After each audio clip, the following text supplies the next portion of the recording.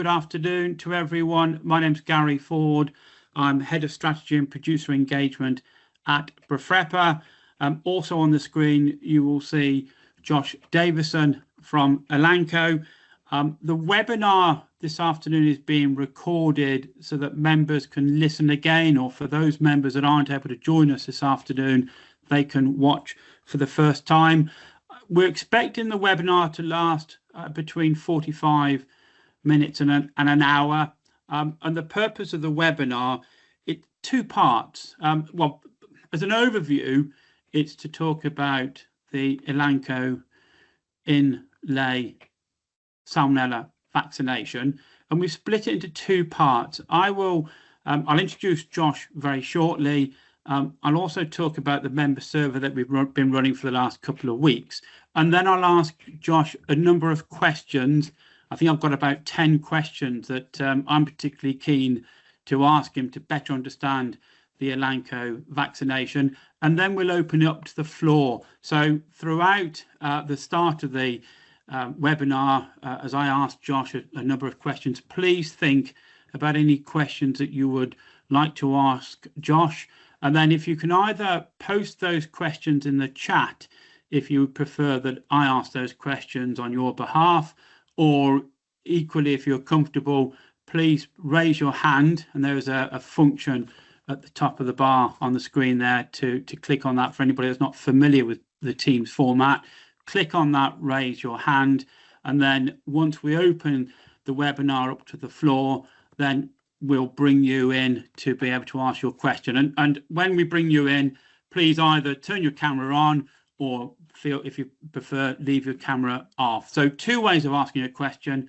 either post it in the chat and I will ask Josh, or if you prefer to ask your own question, raise your hand using the raise hand function. So without any further ado, I've mentioned Josh. Josh is the veterinary technical lead at Elanco. You're down at Hook, Elanco's UK HQ at Hook in Hampshire, as I understand it, Josh, and I think you're in the Ayrshire room, hence the reference to Ayrshire at the bottom of your screen as opposed to Ayrshire in Scotland. So over to you, Josh. Do you want to just say a few words of introduction, please? Yeah, thank you, Gary, and thank you for the chance to have a chat today. So yeah, my name's Josh Davison. I am a vet by training. I spent 11 years in practice before joining Elanco a couple of years ago now, and I work for Elanco as a vet in-house, focusing on the poultry and in particular the vaccine portfolio.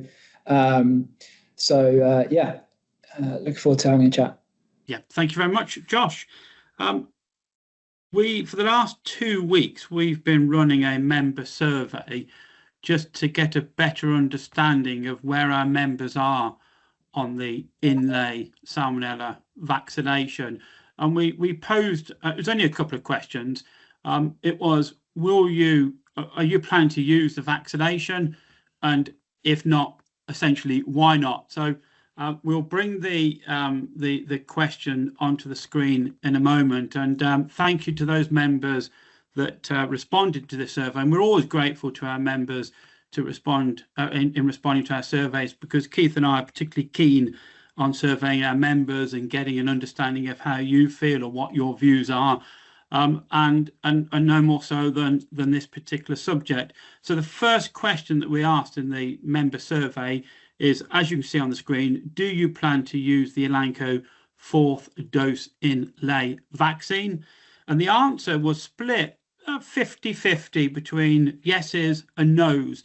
And as I mentioned a moment ago, for those members that said no, we then went on to get a better understanding of what their thinking was as to why you were saying no at this stage. And we gave 4 options to the membership in terms of why no.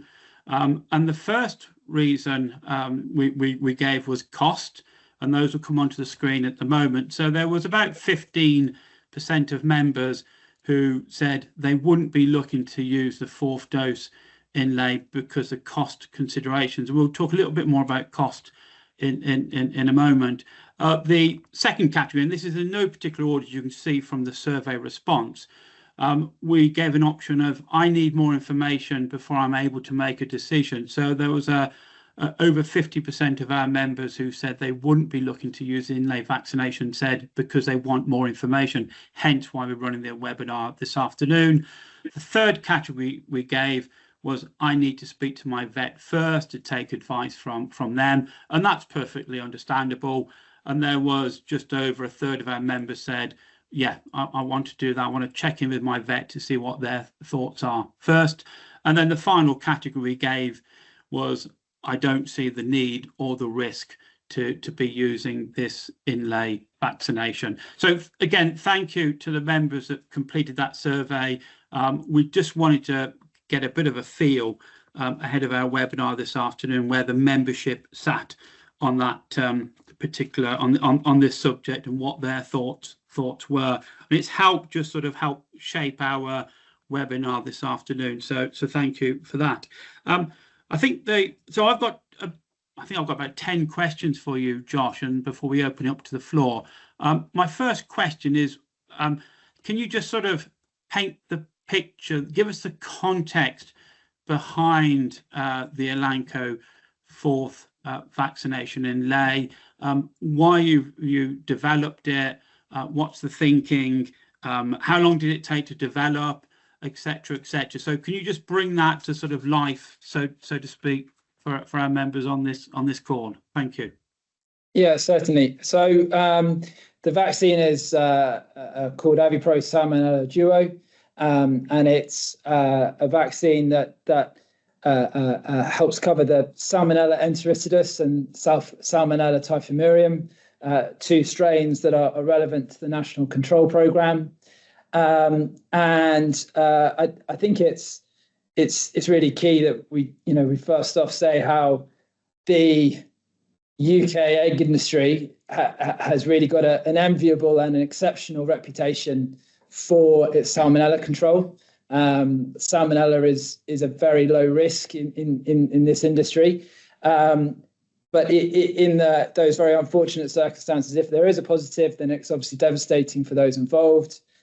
And I suppose why are we talking about this? And it's really recognizing that the industry has been pushing for birds to live longer, to have longer production cycles, and Salmonella vaccines for birds haven't really kept pace with the remarkable advances in the layer sector. So this fourth dose helps to provide cover for those birds living for longer cycles now. And going back to your point about length of time, this was a very long, complicated regulatory process to achieve that had a lot of hurdles for good reason, given the importance of the vaccine and human health. Thank you, Josh. So where are you at the moment for producers, members that are buying pullets that have had 3 doses in rear, 3 vaccination doses in rear, which is a requirement of the Lion Code of Practice?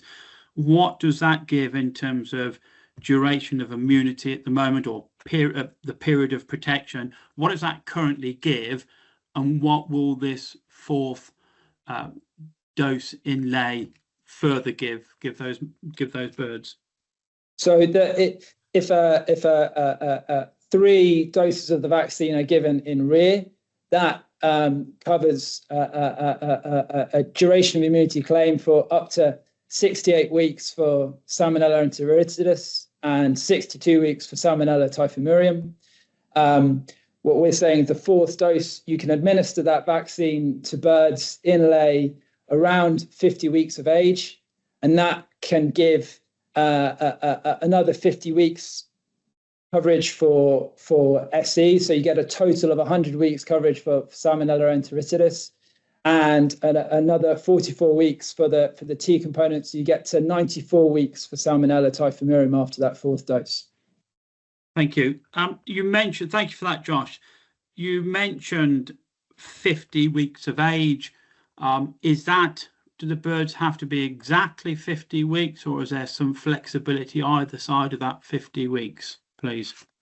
So the wording in the what we call the SPC, the summary of product, is around 50 weeks, because that's essentially what all the data for the regulatory process to go through. That was the date that was worked on. So we have to be pretty firm around that 50 weeks. So when we say around, I would say from 49.5 to 50.5. So we have to be quite confined about that. I'm afraid it's a slightly a boring answer from me in that sense, Gary. Okay, well, thanks, Josh. So just to be clear, if we've got members on the call or members listening to the catch-up, listening to this recording, if their birds are 51 weeks of age, then they're going to have to wait until the next flock before they can consider using this vaccine in lay. Yeah, correct. Yeah. Yeah. Okay. Thank you. Egg withdrawal, Josh, and impact on bird performance. Is there what's the situation there? So again, if the bird has had three doses of Avipro in rear, and then they have that fourth dose in lay, there is a 0-day egg withdrawal. So there's no loss of production in that sense. And as far as we're aware, the vaccine has minimal effect on the bird post vaccination. So it shouldn't affect production in that also. Okay. Thank you. We regularly test for Salmonella in the national flock. It's part of the national control program, and it's a key part of the line. Is there anything that members need to be concerned about or aware of if they're due to take their routine Salmonella swabs samples shortly after administering the fourth dose in lay? Do they need to be mindful of that? Is there any particular relevance around that, please, Josh? So our recommendations would be, in the ideal world, if you can take the test before the vaccination, or if not, 7 days after the vaccination. I think that the key bits there are for that 0-day egg withdrawal process. It's that the vaccine has minimal shedding, so it shouldn't be a problem. But I think those recommendations would help with that. Okay. So ideally, you won't be sampling within a week of giving the in-lay vaccination fourth dose.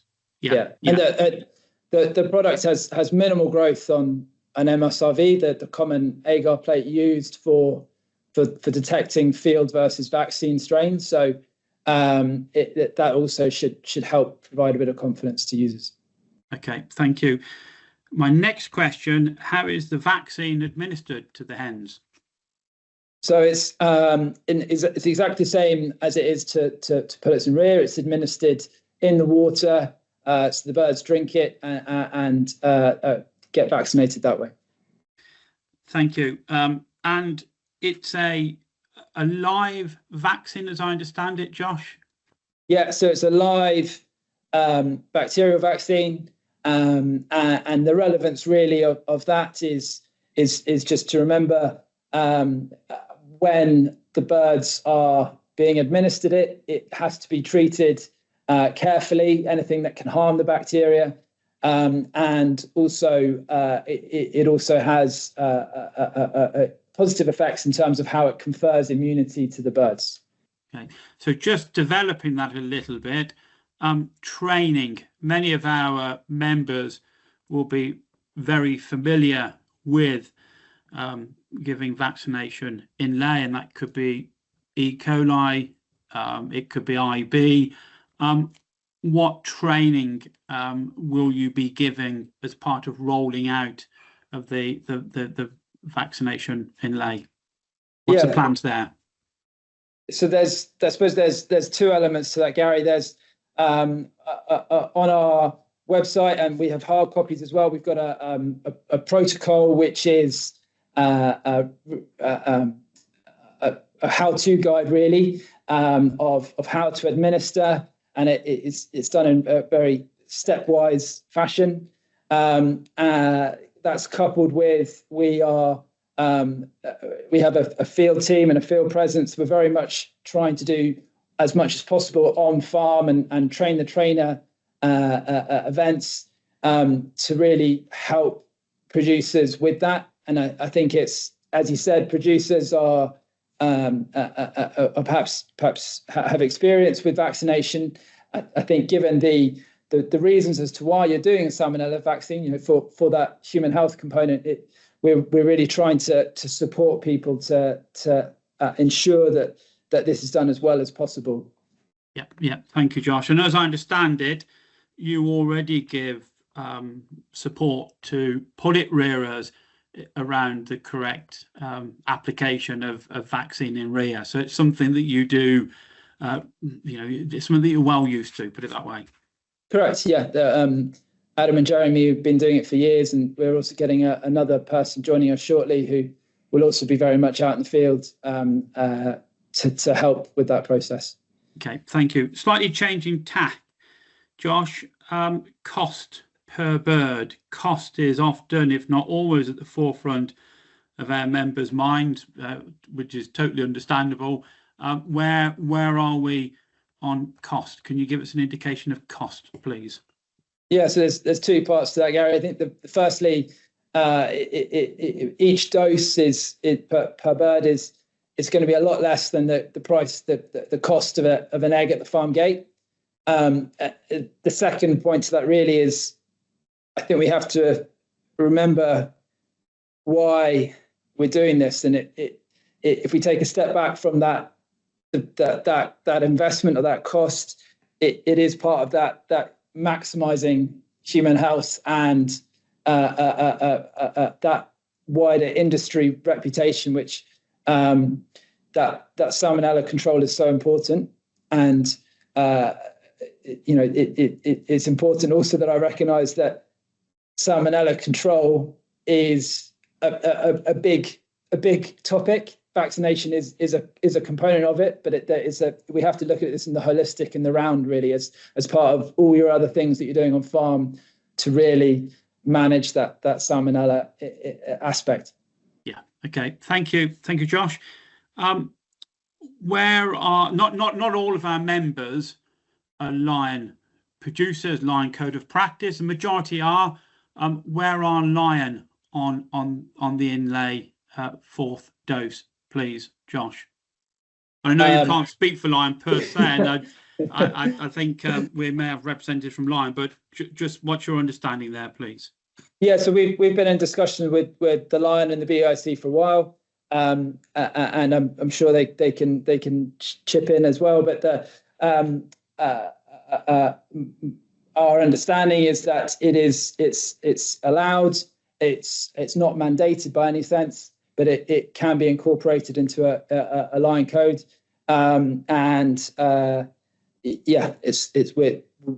it's something that we're very much keen to engage with. Okay, and it's a voluntary basis, basically. Lion aren't, as I understand it, Lion are not mandating its use. I think my final question, just looking at my list of questions, is so producers, members are listening to the webinar, or they've maybe read about the fourth dose inlay vaccination from Elanco. What do they do next if they're interested in progressing this? Where do they go next? Who should they be speaking with? So I think that the key thing really there is this is a prescription product. So I would thoroughly recommend that if a producer is interested, have a conversation with your clinical vet. That should be your first port of call, in my opinion. We can help support, and as we've touched on, training, etc. But I think it's really important that each producer, in concert with their vet and whoever else they have in those conversations, is part of that discussion for individual farm use, really. Okay, yeah, thank you. And my final question before I open it up to the floor, and please, this is slightly negative, and I don't wish it to be, but if a producer gets it wrong in terms of makes a bit of a hash of vaccinating their birds, are there any consequences of that, Josh, as you see it? Well, hopefully they won't, Gary. Is the short answer. With everything that we're everybody involved will be trying to do to help ensure it's done well. I think if for whatever reason that vaccine strain, that dose isn't correctly administered or received by the bird, then the bird isn't going to get that fourth dose effect. So that's, I suppose, the outcome. But as I said, we're very much aiming that people are, if they choose to use it, they get to the point where they have the resources and the confidence to administer it correctly. It's as you all know, in theory it's a simple process, but there's some key steps to get right. Yeah. And as you say, this is where the training support, the training and the wider support comes into it to support producers in the efficient application of the vaccination. And I suppose so the worst case scenario is that the consequence is it's a waste of money and waste of resource in a way if they get it wrong. But as you say, with the support that you're giving, the training that you're giving, then that situation should be avoided. So good. Thank you, Josh. I think that's pretty much the end of the questions that I was the end of my list of questions that I was keen to understand more about the inlay fourth vaccination. And at this point, I'm happy to open it up to the floor for any questions or observations that anybody on the call has got for Josh, please. So as I mentioned earlier, please either raise your hand and we'll bring you into the conversation, or if you prefer, post a question on the chat or a comment on the chat, and I'm happy to read it out. So I think the first hand I saw was Dave Hodson from Rosehill. Good afternoon, Dave. Hello, Gary. Hello, Josh. First of all, I just want to say I think it's a very positive move. I think it keeps pace with the fact that, when I came into the industry, flocks were depleted at 72 weeks. Now I see whitebird flocks going to 110. I think it does offer producers best way to put it, things haven't been as good as they are now for a long time, and it's well overdue and it's well earned. And the way I see it is the whole point of vaccine is you're safeguarding it against. And in our case, for a producer, the issue you've got is there's not pullet availability at the minute. On a broader scale, the reputation of the industry and the hard work everyone's done is the reason egg sales are so good. So you're safeguarding your ability to have a functioning business. You're not stuck waiting for pullets. If you did get a Salmonella positive, you're safeguarding the reputation of the eggs. And I think it keeps in with the ethos of the British egg industry, the Lion Code. It keeps in with the ethos of we are doing everything we can and more. And I think there are certain situations that really suits. And I think probably over the next few years, I'd imagine a large proportion of the industry will be doing it. And yeah, I just wanted to say I think it's a good move. I think it needs to be managed carefully on farm with regards to the compulsory testing and the application dates for the vaccine. But I think the technical resource is there to support everybody. So yeah, just want to say a good move forwards, I think. So thank you. Yes, thank you, Dave, for giving some context and bigger picture perspective. Yeah, thank you, Dave. Are there any questions or observations? Anybody else on the call would like to chip in with their thoughts or comments or questions? I did have there's a question on our chat actually, Josh, a couple of weeks ago around if the and perhaps Dave, you've got a view on this, given your that's your area of expertise. If it's almost under the heading of why bother, if ST, for example, is walked into a shed, perhaps somebody steps in some infected pheasant feces, or it's brought into the shed via rodents. So the environment in the shed gets contaminated, but not the actual birds, because the birds are protected. You know, the question is almost why bother?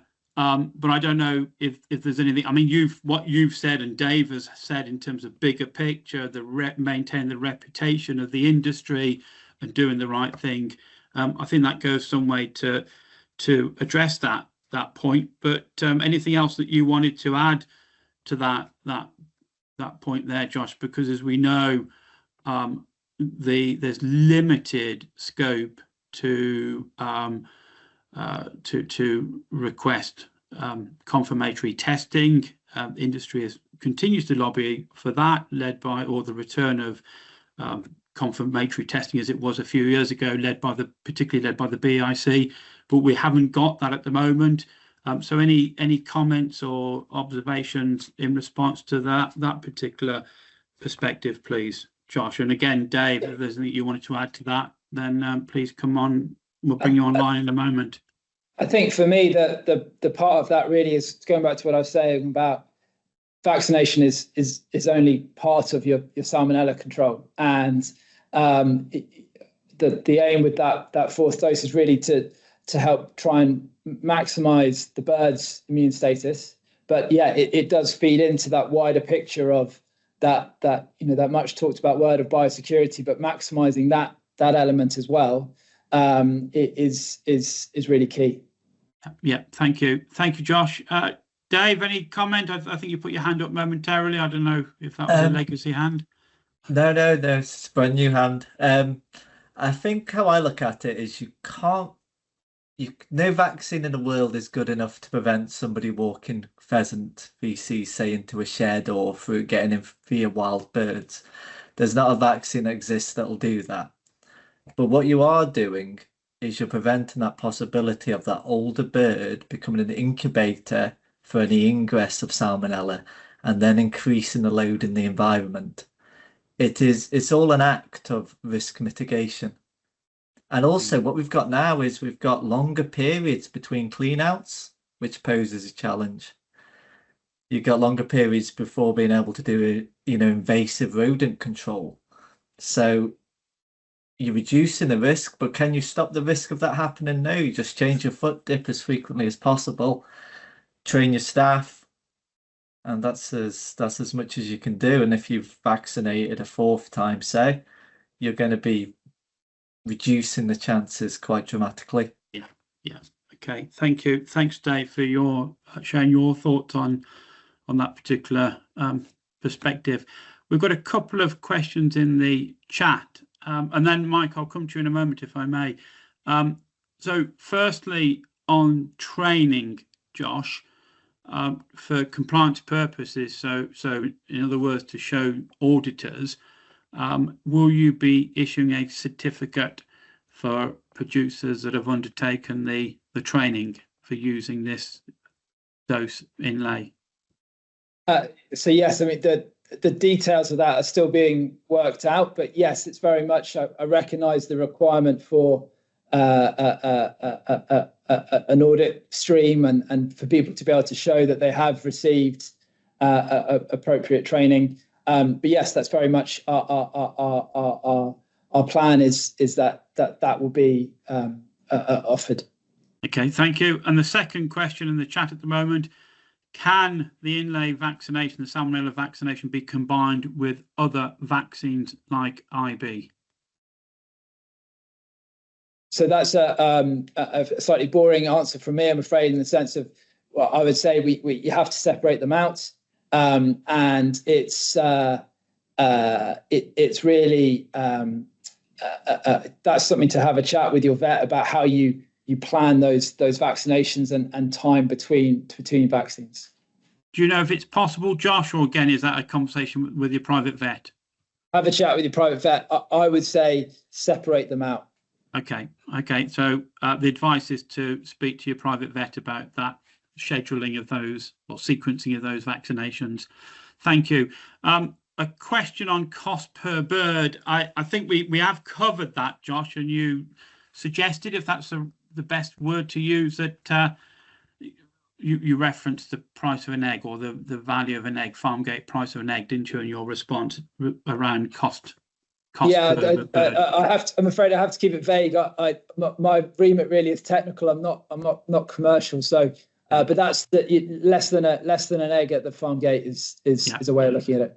Okay, thank you for that, Josh. No more questions in the chat at the moment, at least. So I'll go to Mike Tars, BIC. Mike, you had your hand up a few moments ago. Hi, yeah, just to reiterate, I apologise, I joined the webinar a little bit late, but I heard you reference obviously the BEIC. Just to confirm a few things. First of all, no, we are not mandating it. We are allowing it. Secondly, we have been working very closely with Elanco and Josh on the best practice to do it, and we're putting in some, working together to get the best guidance.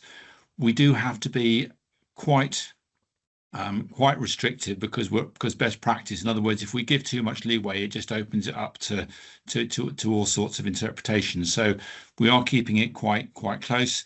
The training, it will be a requirement, but we're trying to facilitate that as best we can.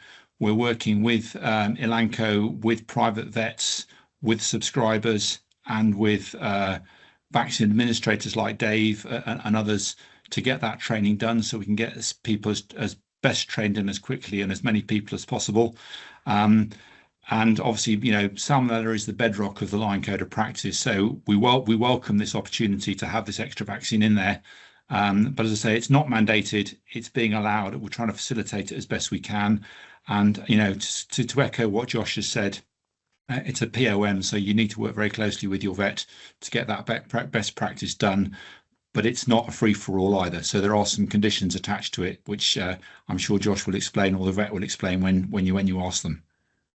Okay, thank you, Mike, for coming on the call and representing BIC line code of practice and explaining the situation from your point of view. Have we any further questions? Nothing at the moment in the chat. Is there any? But please, if there's any final questions or thoughts, either put your hand up or post a comment in the chat. I don't see any further questions. So Josh, anything you wanted to add before we look to close the call or close the webinar? I think that's been a pretty comprehensive, Gary. So yeah, thank you for the opportunity, and of course, very happy to have any further conversations if people require. Yeah, thank you, Josh. So the advice is to, if you're interested in this inlay fourth vaccination, is to speak to your private vet. That's the take-home message, Josh. Yes. Correct. Yeah, very much so. Yeah. Thank you very much, and thank you to our members. Thank you for those that completed the member survey. As I said, it painted the picture and just gave us a good steer on the thinking of members, which we're always keen to understand. Thank you, Josh, for your time this afternoon, and to those that have contributed, Dave Hodson, for example, and thank you for the questions and clarification from you, Mike.